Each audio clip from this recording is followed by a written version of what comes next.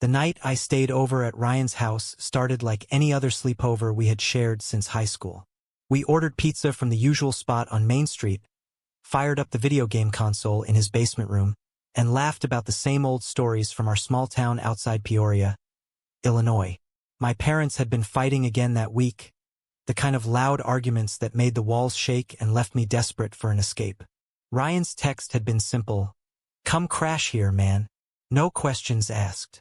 So I showed up with my backpack, ready for a normal night. We ate slices straight from the box, grease staining the paper plates, while trash-talking each other over the game. Ryan was the same as always on the surface, tall and athletic from years of baseball, with that easy grin that made teachers and girls alike overlook his occasional troublemaking. I was quieter, the guy who kept his head down in business classes at the community college, working part-time at the hardware store to save for a future I could not quite picture. We had been best friends for so long that being around him felt like home, safe and familiar. As the hours passed and the house upstairs grew quiet, we turned off the lights. The basement room was Ryan's domain, with sports posters on the walls, a worn queen bed pushed into the corner, and the faint smell of his cologne mixed with leftover pepperoni. We lay side by side in the dark, the only light a thin strip from the street lamp outside the small window. The conversation drifted from light topics to deeper ones, the kind we only touched when no one else was around. "Alex," Ryan said after a long silence, his voice lower than usual, "there's something I have been carrying around for years. I need to get it out tonight." I rolled onto my side to face him, my heart picking up speed without knowing why. "Go ahead. You know you can tell me anything." He took a deep breath, the sheets shifting under him. "I am not straight. I have known it for a while, but it is more than that. It is you. I have been in love with you since we were 15, maybe even earlier. Every time we hung out, every late night like this, it was never just friendship for me. I dated those girls in high school to convince myself otherwise, but it never felt right.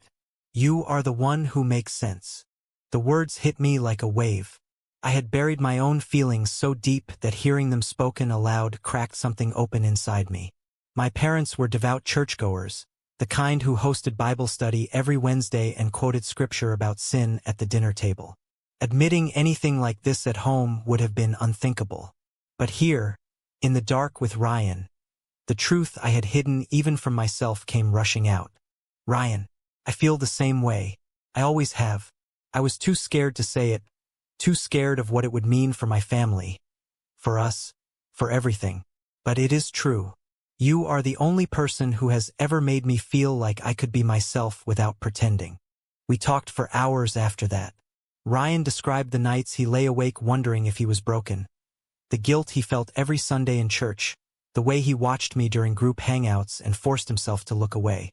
I shared my own fears, the prayers I had whispered alone in my room, begging for these feelings to disappear, so I could be the son my parents expected. The conversation was raw and honest, filled with tears and quiet laughter, when we recalled moments from the past that suddenly made sense in a new light. Then the silence fell again, heavy with possibility. Our hands found each other under the covers, fingers intertwining naturally. Slowly, carefully, we moved closer until our faces were inches apart. The first kiss was tentative, soft and searching, carrying the weight of years of unspoken longing. It was not rushed or dramatic like in movies. It was real, a gentle meeting of lips that sent warmth spreading through my chest and chased away the cold fear for a moment. We pulled back, breathing hard, and smiled at each other in the dim light. "I have wanted to do that for so long," Ryan whispered. "Me too," I replied, my voice shaky. We stayed up even longer, talking about what this could mean, the future we might build if we were brave enough. Eventually exhaustion won, and we fell asleep tangled together, my head on his shoulder, his arm around me. For the first time in my life, I felt truly seen. But even as sleep pulled me under, a small voice in the back of my mind whispered warnings about the world outside this room, the families upstairs and across town who would never understand. The next morning sunlight filtered through the blinds, and I woke to Ryan watching me with a soft smile. "Morning," he said quietly, as if afraid to break the spell. "Morning?" I answered, feeling a rush of warmth and terror all at once. We lay there talking in low voices about keeping this between us for now, taking things slow, figuring out how to navigate our small town where rumors spread like wildfire. Downstairs, his mother called up about breakfast, and the normal world intruded again. But something fundamental had shifted. I was no longer alone with my secret, and neither was he.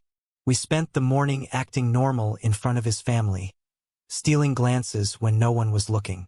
As I drove home later that day, the weight of what we had started settled in. Joy mixed with dread. This love felt right, but I knew the price might be higher than either of us could imagine. The weeks that followed the sleepover were a strange blend of euphoria and constant anxiety. Ryan and I fell into a careful rhythm, stealing moments whenever we could. We would meet after my shift at the hardware store or skip a study session to drive out to the old quarry lake on the edge of town, where the water reflected the Illinois sky and no one bothered us. Those afternoons became our sanctuary. We talked about everything, from silly dreams like traveling to big cities to serious ones about transferring to the University of Illinois together someday. One Saturday we packed sandwiches and drove out there in Ryan's beat-up truck. The sun was bright, warming the cab as we parked near the water. "I never thought I would get to do this with you," Ryan said as we sat on the tailgate, legs dangling. "Not for real." I leaned against him, our shoulders touching. "Me neither. It feels like I have been holding my breath for years, and now I can finally exhale." We shared another kiss that day, longer this time, filled with the growing confidence of two people who had finally admitted the truth to each other. It was still tender, still careful, but it carried the promise of something deeper. Afterward, we lay back in the truck bed, staring at the clouds, talking about how we might tell our families one day, when we were ready, when we had a plan. But the anxiety never fully left. At home, my mother kept asking why I seemed happier lately, hinting that maybe I had met a girl at college. "You are 21 now, Alex. It is time to think about settling down with a nice Christian girl," she would say while setting the table for dinner. My father was quieter but no less expectant, pushing me toward the business degree and a stable future that fit their vision of a good son. Every time I nodded along, the guilt gnawed at me. Ryan faced similar pressures. His father, a no-nonsense factory supervisor, was always talking about Ryan finding a good job and starting a family. His mother was kinder but traditional, baking cookies for church events and expecting her sons to follow the same path she and her husband had. Ryan's younger brother Tyler, 16 and nosy, was the wild card. He teased Ryan about girls sometimes, but so far he had not suspected anything. We decided to keep everything secret. No public displays, no changing our routines too obviously. It was hard. At college, we still sat with the same group of friends, laughing at the same jokes, but now every brush of our hands under the table felt electric. One evening after a group study session, Ryan walked me to my car in the parking lot. When no one was around, he pulled me into a quick hug that lingered. "I miss you already," he whispered. "I miss you too," I said, pulling back before anyone could see. Those small moments kept us going, but the secrecy started to wear on us. I found myself lying awake at night, replaying every conversation, wondering how long we could keep this up. Ryan admitted the same during one late-night phone call. "It feels amazing to finally be honest with you, but hiding from everyone else is exhausting," he said. Still, the love grew.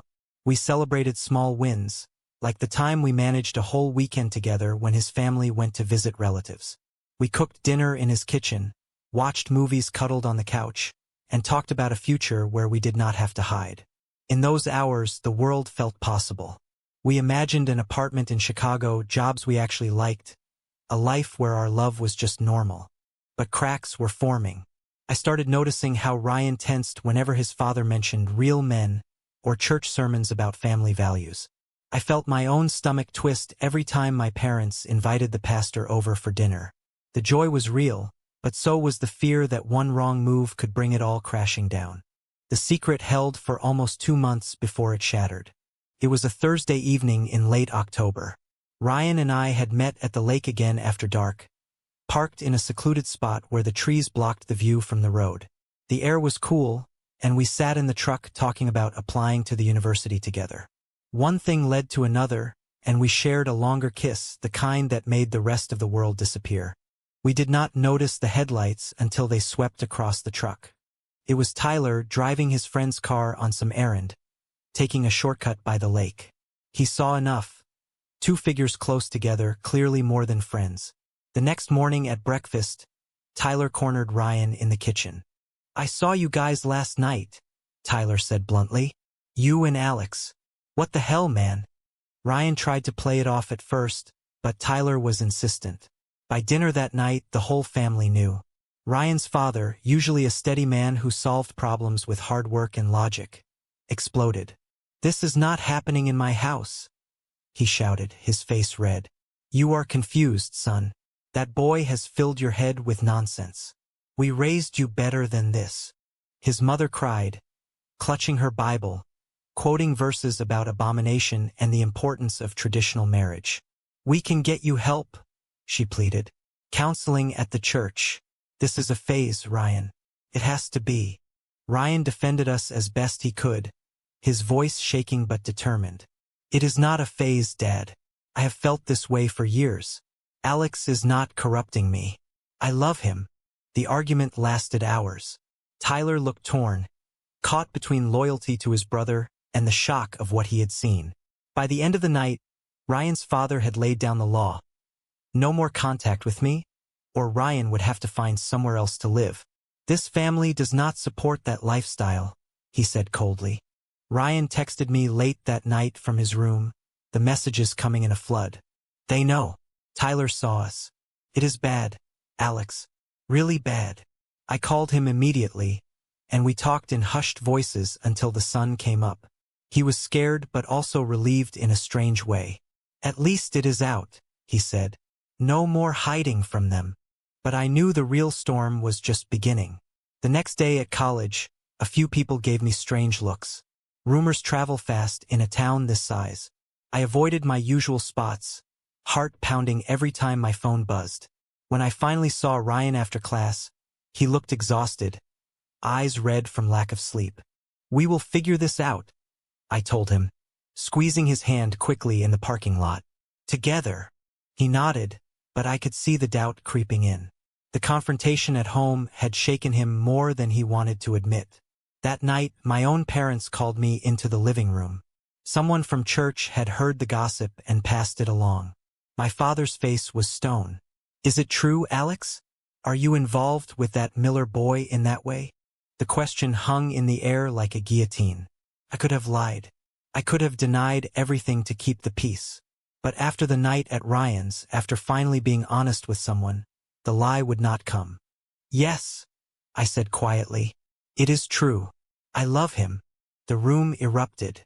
My father's reaction was immediate and brutal. "Get out of my house," he said, voice low and trembling with rage. "We did not raise you to live in sin. Pack your things and go." My mother begged him to reconsider, tears streaming down her face. "He is our son. We can pray about this. The church has programs." But my father was unmoved. He saw it as a betrayal of everything they believed. By the next morning, I was loading boxes into my car with what little money I had saved from work. A friend from college let me crash on his couch temporarily. The betrayal from Ryan's side hurt even more. At first he tried to stand firm, sneaking calls to me and insisting we would get through it. But the pressure at home was relentless. His father threatened to stop paying for his college classes. His mother stopped speaking to him except to urge him to repent. Tyler avoided him altogether. One night Ryan met me at a diner on the outskirts of town. He looked thinner, eyes haunted. "They are wearing me down, Alex," he admitted. "Dad says if I choose this, I am choosing to turn my back on God and family. Mom cries every night. I do not know how much longer I can fight them." I reached across the table for his hand. "We knew it would be hard, but we have each other." He pulled away slightly, the gesture small but devastating. "I need time to think, to figure out what I believe. This is tearing my family apart." Those words landed like a punch. In the following days, Ryan's texts became shorter, less frequent. He stopped answering calls some nights, claiming he needed space to sort through the chaos. I felt the betrayal deep in my chest. The person who had confessed his love so openly was now pulling away when the consequences hit. At college, the social fallout was swift. Some friends distanced themselves, awkward around me now. Others whispered. One guy from our old study group confronted me in the hallway. "Dude, what are you doing? This is not you." I walked away without answering, but the sting remained. My own family situation worsened. My mother called occasionally, begging me to come home for counseling, but my father refused to speak to me. I was cut off financially, scrambling to pick up extra shifts at work while sleeping on the couch. The isolation pressed in, making every day a battle against doubt. Had I destroyed everything for a love that was now slipping away? Ryan finally agreed to meet again after 2 weeks of near silence. We sat in his truck in an empty parking lot. "I love you, Alex. I do," he said, voice cracking. "But my family, they are my blood. I do not know if I can lose them." The words confirmed my worst fear. In that moment, the person I had trusted with my heart felt like a stranger choosing safety over us. The separation that followed was the hardest thing I had ever endured. Ryan asked for more time, and I gave it to him even though every day without him felt like drowning. I moved into a cheap studio apartment above a laundromat, scraping by on minimum wage and student loans. Nights were the worst. I would lie on the thin mattress staring at the ceiling, replaying every moment from that first sleepover, wondering where we had gone wrong. Word of our situation spread further through the church community. Old acquaintances from youth group sent messages urging me to repent. Some were kind, others judgmental. I stopped going to places where I might run into my family. My mother left voicemails sometimes, voice thick with tears, but I could not bring myself to call back yet. The pain of their rejection mixed with my own guilt until I could barely breathe. Ryan was struggling too, from what little I heard through mutual friends. He had started attending extra church sessions, not because he wanted to, but because it was the only way to keep a fragile peace at home. We exchanged a few texts, but they were careful, surface level. "How are you? Hanging in there." The intimacy was gone, replaced by polite distance that hurt worse than silence. One rainy afternoon in November, I saw him at the grocery store. He was with his mother pushing a cart. Our eyes met across the produce section. For a second, the old connection flared, but he looked away quickly, pretending not to see me. That small act of denial broke something inside me. I left the store without buying anything, driving aimlessly until the tears stopped. The internal conflict consumed me. I questioned everything. Was our love selfish? Had I pressured Ryan into something he was not ready for? The moral weight of it all, the way it clashed with the values we had both been raised with, left me exhausted. Some nights I prayed the old prayers, asking for guidance, but the answers never came clearly. Ryan reached out finally after a month. We met at the same park where we used to talk for hours as teenagers. He looked worn down, shadows under his eyes. "I have been seeing the church counselor," he said, "trying to sort through what is right. Part of me believes what they say, that this is wrong. But the bigger part knows how I feel about you is real." We argued then, voices rising in the empty playground. "You cannot have it both ways," I told him. "You either choose us or you choose the version of yourself they want. I cannot keep waiting while you decide if I am worth the fight." He flinched. "It is not that simple, Alex. My family is falling apart because of this. Dad barely talks to me. Mom prays for me every night like I am dying. Tyler looks at me like I am a stranger. What kind of person am I if I walk away from all that?" The conversation ended without resolution. I walked away feeling more alone than ever, the betrayal now compounded by his indecision. But in the quiet days that followed, something shifted inside me too. I started journaling, forcing myself to confront the fears and the truths. I realized I could not force Ryan to choose me. He had to find his own path, just as I was finding mine. Winter brought the turning point. The holidays were brutal. I spent Thanksgiving alone in my small apartment with a frozen meal, while Ryan's family gathered without him fully present. He texted me a short message that night. "Miss you. This is harder than I thought." It was the first crack in his resolve. In January, Ryan started therapy outside the church, recommended by a professor at college who had noticed his struggles. The sessions helped him unpack the years of shame and fear. Slowly, he began to reconcile his faith with his identity in a way that felt authentic to him, not imposed by others. We met again in February at the same lake, this time in daylight. The water was frozen at the edges, but the sun was out. Ryan looked different, clearer somehow. "I have been thinking a lot," he said. "I cannot keep living for everyone else. It is destroying me. I love my family, but I love you too. And I cannot pretend anymore that those two things cannot coexist in some way." We talked for hours, laying out what a real future might look like. Moving to Chicago after the semester, finding jobs, building a life where we did not have to hide. It would mean distance from our families, strained holidays, difficult conversations. But it also meant honesty. The families reacted as expected. Ryan's father was furious when Ryan announced his plans to move. "If you walk out that door with him, do not expect to come back," he warned. His mother cried but hugged him tightly before he left, whispering that she would always pray for him. Tyler was quiet, but he helped carry boxes to the truck. My own reconciliation was slower. My mother eventually met me for coffee, tearful and conflicted.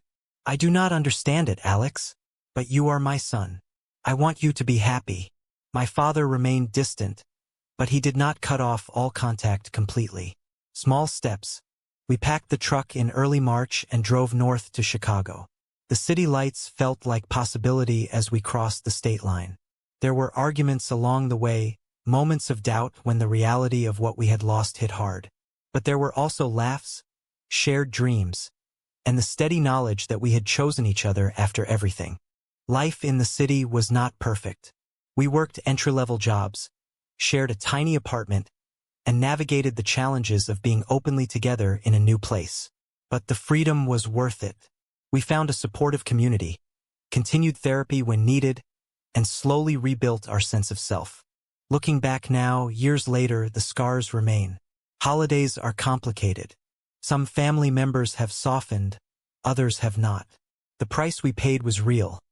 Fractured relationships, lost friends, years of pain. But we also gained something priceless, an authentic life built on truth and love. In the end, was it right for us to choose each other despite the destruction it caused our families and the deep pain we all endured? Or should we have sacrificed our happiness to preserve the peace?